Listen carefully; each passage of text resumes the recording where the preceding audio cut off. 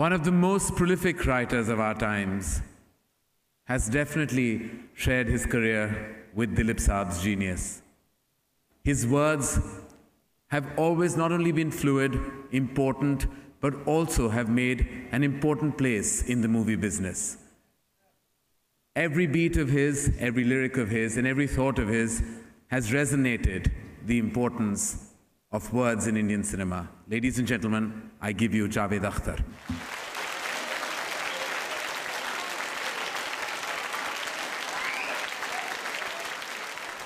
ख़वातीन व हज़रात,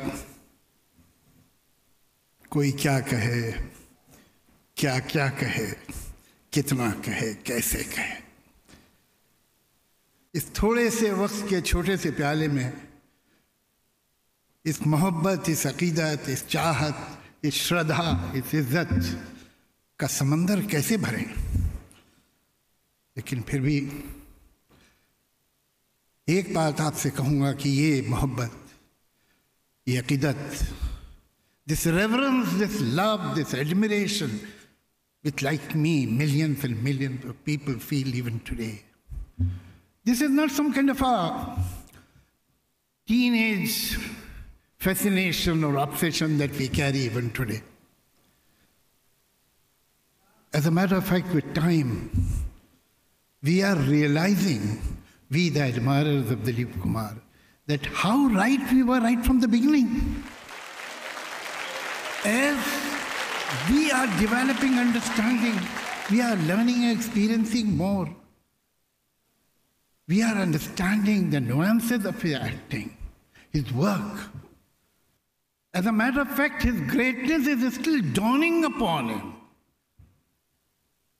The process is still on.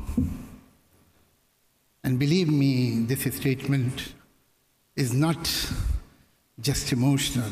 Beside emotion, this statement is totally well-founded in reason. For the paucity of time, I'll give you only one instance, one example.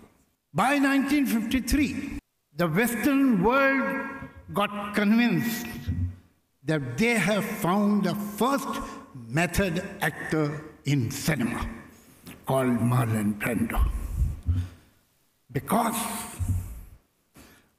unfortunately, they were unaware that in some other part of the world,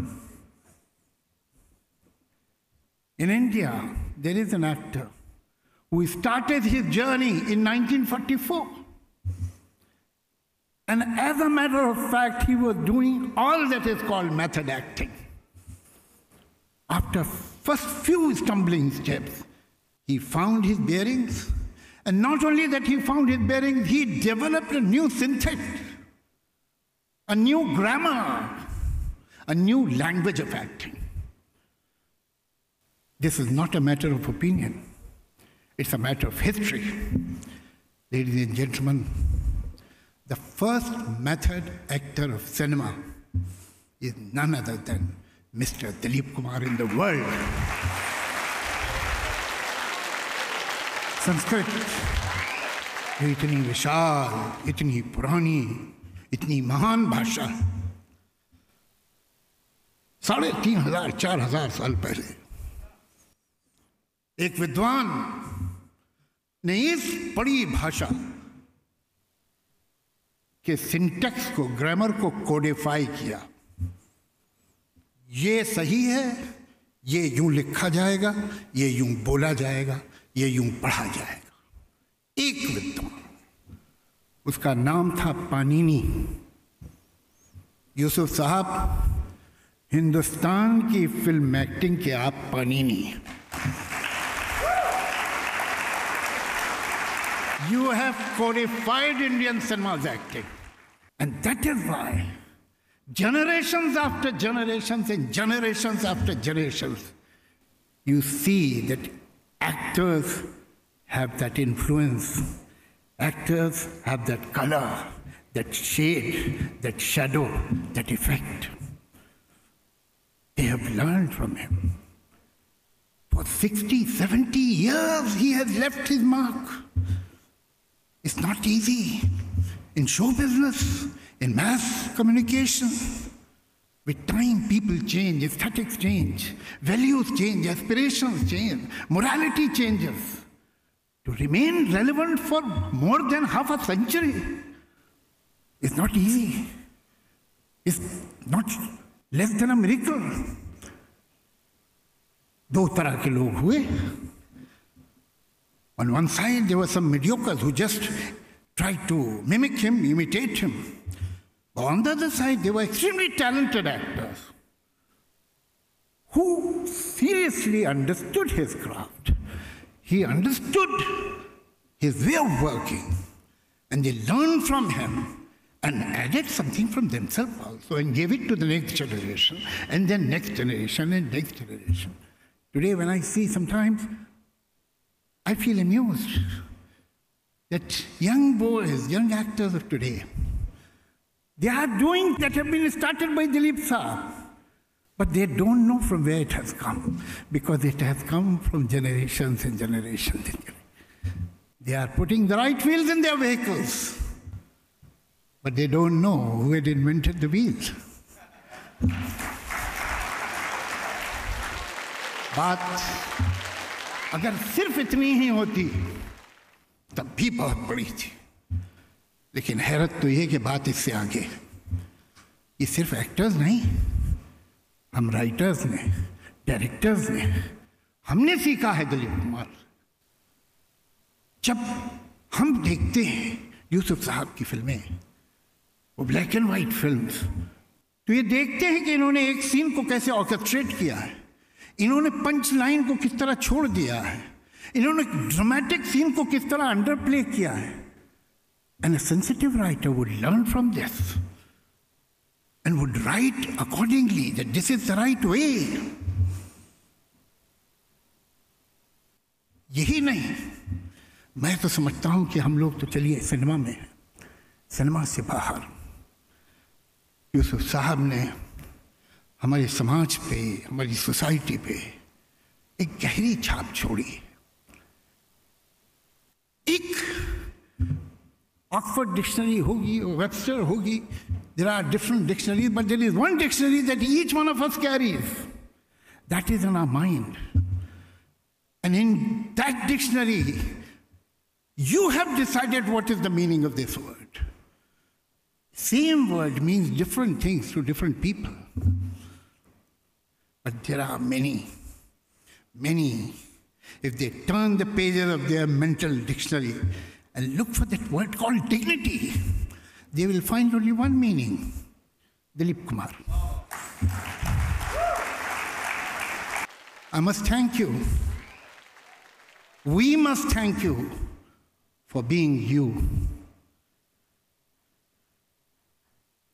एक शेर रघुपति सहाय फिराक का पढ़ना चाहूँगा. ये उनकी गज़ल का मक्ता है. मक्ता उस शेर को कहते हैं जिसमें शायर अपना नाम इस्तेमाल करता है. मैं इसमें फिराक का नाम हटा के इतना हक में रखता हूँ फिराक साहब पे, कोई और नाम लगाऊंगा. आने वाली नस्लें तुम पर नाज करेंगी ऐ दो लोग. आने वाली नस्लें तुम पर नाज करेंगी ऐ लोगों, जब उनको ये ध्यान आएगा तुमने दिलीप को देखा था.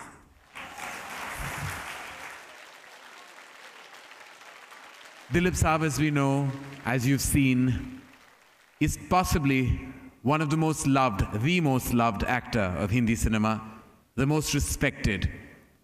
I would now like to call on stage, ladies and gentlemen, an actor who is also loved and respected and adored by the film fraternity. Ladies and gentlemen, may I please invite on stage Dharamji to share his thoughts on Dilip Kumar.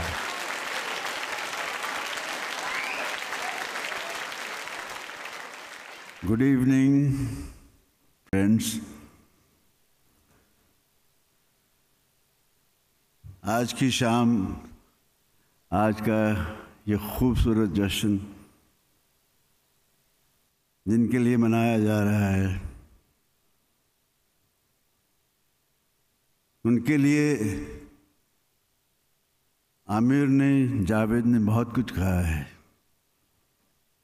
मैं इतना कहूँगा कि इस industry के सबसे दरख्शां सितारे से रोशनी चुराकर मैंने अपनी हसरतों के दिए के लौ को रोशन किया है।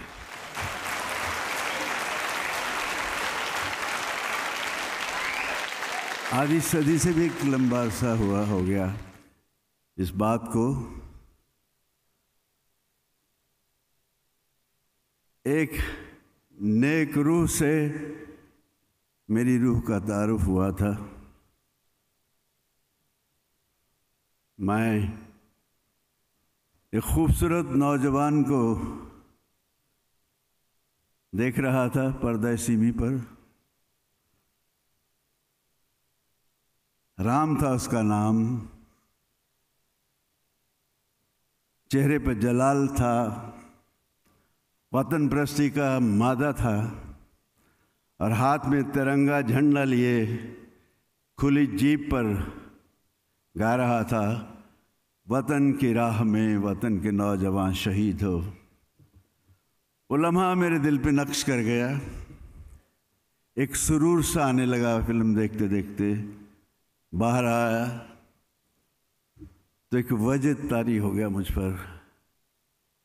सिनेमा घर के बाहर आकर मैं उस बैनर्स को देखता रहा। ये एक जुल्फ, एक प्यारा सा चेहरा, मासूमियत भी है, सब कुछ है, नेकी भी है। सोचने लगा ये कहीं मेरा भाई तो नहीं है। हसरतें जाग उठी कि मैं भी इस जन्नत जहाँ ये खूबसूरत हसीन और जमील शहजादे हैं, ये अप्सराएं हैं, मुझे भी जाना चाहिए, मेरे ही हैं। ऊपर वाले ने सुनी, मौका लगा, मैं चलाया यहाँ। सबसे बड़ी हसरत थी कि मैं दिलीप साहब से मिलूं सबसे पहले। और ख्वाबो ख्याल में भी नहीं सोचा था मैंने कि इस अजीम फनकार के घर में, इस पठान फैमिली में पंजाब का ये जाट एक चहीता मेंबर बन जाएगा। ऐसे आना जाना शुरू हो गया, मुलाकातें होती रहीं, प्यार से जफ्फियाँ पड़ती रहीं। दिलीप साहब मुझसे अपना प्यार का इजहार करते रहे, मैं अपने प्यार का इजहार करता रहा। एक रात की बात है कि खाना वाना खाया, बिरयानी खूब जी भर के खाई। नर्मदा नाम के इनकी जो खाना बनाती हैं उनसे भी मुझे बहुत प्यार था कि वो बिरयानी बहुत अच्छी बनाती हैं। तो दिलीप साहब ने कहा नहीं बैठो यार, जाने नहीं दूंगा, बैठो। बैठना धर्म, बैठना थोड़ी देर बैठ। मैं और बैठना जाएगा तो मैं बैठा रहा और मेरा टाइम हो गया सी। तो इस बात का एहसास इन्हें भी शायद हो गया होगा कि थोड़ी विस्की लेंगा। मैं कहा जी वाह, मेरा चेहरा खिल उठा। बोतल आ गई, गिलास में मैंने पैक बनाए। तो उन्होंने कहा थोड़ा मेरे लिए थोड़ा। तो मैंने जब इनका मुंह था तो मैंने अपना हिसाब से अपना भर लिया। दिलीप साहब का जैसे एक मखसूस अंदाज है। इनका पैक छोटा था, वक्फा लंबा था। मेरा पैक बड़ा था, वक्फा छोटा था। अच्छा मूड में आ गया मैं। मुझे हमेशा अपने ही लगे हैं, कभी गैर लगे ही नहीं। जो वहाँ से नहीं लगे, सानेवाल में था तब गैर नहीं लगे, तब मेरे अपने लगते थे। तो हंसते हंसते मैंने जो अंदर एक सवाल उबल रहा था जानने के लिए कि इनके चर्चे कुछ सुने जाते थे, थोड़े बहुत, हर किसी के होते हैं, किसके नहीं हैं। तो मैंने ऐसे ही कहा कि दिलीप साहब वो जो एक ये समझ गए ये एक क्या कर रहा है। तो मेरे चेहरे पे एक छोटी सी हल्की चपत लगा, तुम बहुत शरारती हो, ऐसी बातें नहीं पूछा करते। मैं मुबारकबाद देता हूँ तारा जी को, कहाँ बैठी हैं, हाँ, कि इन्होंने न जाने कैसे इनके वो सारी बातें इनसे उगलवाई होंगी।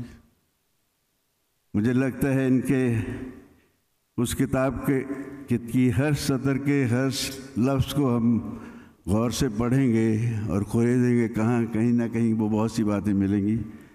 मैं बेचैन हूँ उस किताब को पढ़ने के लिए। वैसे मैं बहुत कुछ जानता हूँ, शायद उस किताब में कुछ होगा, ज़्यादा होगा, तो मैं वो पढ़ूँगा।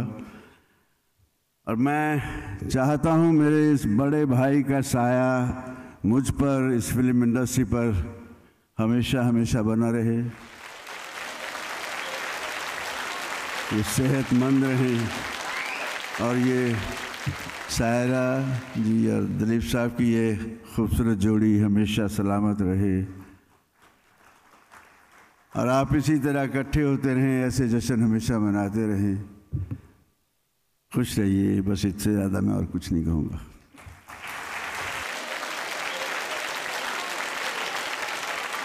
Ladies and gentlemen, I'd like to now invite on stage a living legend of Hindi cinema. There were times when Salim Saab and Javed Saab and me used to just sit around in my house. And on one particular day, suddenly we all felt the desire that I think we should go and meet Dilip Saab now. And I felt very hesitant, and I said, how can we, it's 2 o'clock in the morning, how can we just go and, meet him? But Salim Saab and Javed Saab said, no, let us go.